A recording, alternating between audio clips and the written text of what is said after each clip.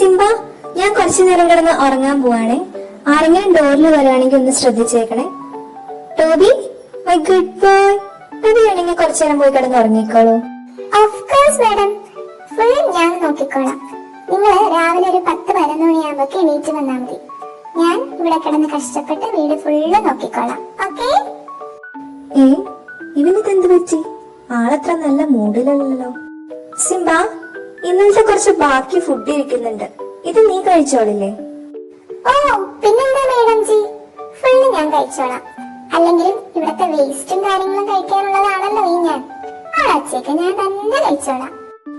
Simba, നീ പുറത്തു പോയിക്കായിരുന്നോ? എന്നോട് പറഞ്ഞില്ലല്ലോ. ഓ സോറി യജമാനെ, ഇനി തൊട്ട് എപ്പോ പുറത്തു പോയാലും വന്ന് അറിയിച്ചിട്ട് പോയിക്കോളാമേ. സിംബ, എന്താ ഇത്? നീ എന്താ ഇങ്ങനെയൊക്കെ സംസാരിക്കുന്നേ? എന്താണെന്നോ? വാ കാണിച്ചു തരാം. ഇത് നോക്ക്, ഇത് എന്താന്ന് അറിയാമോ? ഇത് സിംബയുടെ ട്രീറ്റ് ബോക്സ് അല്ലേ? ഓ അപ്പൊ അറിയാം.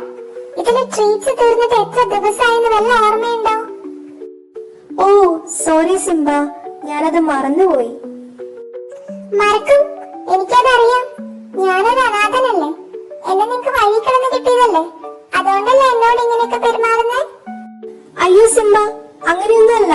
ഞാൻ ഇന്ന് തന്നെ ട്രീറ്റ്സ് ഓർഡർ ചെയ്തോളാം. എനിക്ക് ആരുടെ അവതാരിയൊന്നും വേണ്ട.